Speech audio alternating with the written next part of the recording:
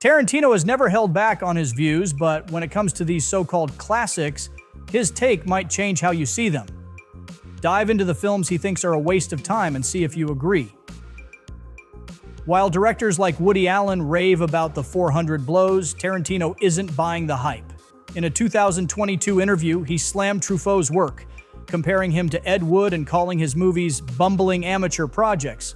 He's especially cold toward the 400 blows, saying the film left him unmoved, with its young protagonist's actions making no sense. This sentiment even pops up in Once Upon a Time in Hollywood, where Cliff Booth's character admits he just didn't get why that little kid did half the stuff he did. Not exactly a glowing review. If you thought Tarantino's disdain for the 400 blows was harsh, wait till you hear what he thinks of Jules and Jim. Through Cliff Booth's eyes in his novel, Tarantino dismisses the film as being about mopey dopes and found the whole thing a drag.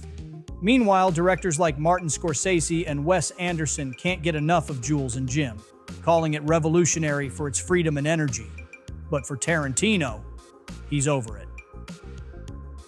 Tarantino may have written the original script for Natural Born Killers, but he quickly distanced himself from the final product. After a legal battle over publishing rights, Tarantino released his original script and openly disowned the film, saying, "I hated that movie. If you like my stuff, don't watch that movie." Despite his disapproval, Natural Born Killers has its fans, including none other than Johnny Cash. In an elevator, Cash told Tarantino that both he and June Carter were fans of the film, which softened Tarantino's stance a little. Still, he stands by his original judgment.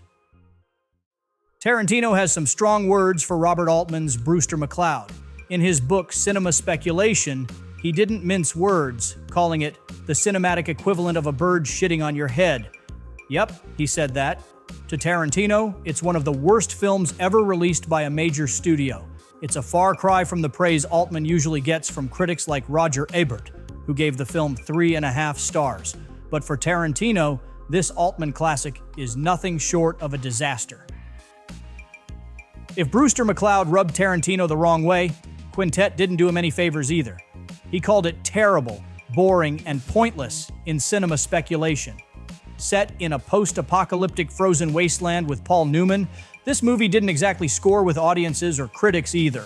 The film's financial failure was part of a string of flops for Altman at the time. Roger Ebert gave it 2 stars and called it a puzzlement.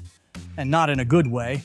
Altman might be a legend, but Quintet just didn't land with Tarantino. Tarantino has a love-hate relationship with Kubrick, but when it comes to A Clockwork Orange, it's definitely more hate. He's called Kubrick a hypocrite, claiming the director's anti-violence message was just a cover for his own obsession with violence. According to Tarantino, Kubrick had a little too much fun shooting the infamous opening scenes, and that, for Tarantino, was enough to see through the director's intentions. Tarantino's take on Fire Walk with Me was brutal. After watching it at Cannes, he claimed Lynch had disappeared so far up his own ass that he didn't want to see any more of his work. Yet, while Tarantino slammed the film, directors like James Gray called it an incredible film and praised its deep portrayal of suffering. Lynch later admitted the film had baggage but remained proud of it, as did Cheryl Lee, who viewed her role as Laura Palmer with pride despite the initial backlash. Tarantino's not one to shy away from controversial takes, and Groundhog Day is no exception. In Cinema Speculation, he dismisses the idea of Bill Murray's characters needing redemption. Tarantino felt the transformation in Groundhog Day wasn't necessary, even though the film is celebrated as a perfectly structured comedy. Richard Curtis, for instance, has called it the greatest screenplay ever written, balancing emotion and humor beautifully. But for Tarantino, Murray's charm worked better when his character didn't try so hard to be likable. This is the one that really shakes up the fans. The Last Crusade is Spielberg's favorite Indiana Jones film, but Tarantino, he ranks it at the bottom. In his view, Crystal Skull is a better film, and he finds the dynamic between Harrison Ford and Sean Connery dull, calling Connery's character boring. Meanwhile, Connery himself enjoyed the humor and depth of his role, telling Time magazine that the film allowed him to do more than just run around. But for Tarantino, the father-son adventure just didn't deliver. While Tarantino doesn't completely hate the meaning of life, there's one scene that makes him squirm. In an interview with the Irish Examiner, he revealed that the Autumn Years sketch, where a character can't stop vomiting, was the only time he ever had to look away from a screen. I felt really nauseous, Tarantino admitted. I almost lost my lunch. That sketch aside, The Meaning of Life remains a classic in comedy circles.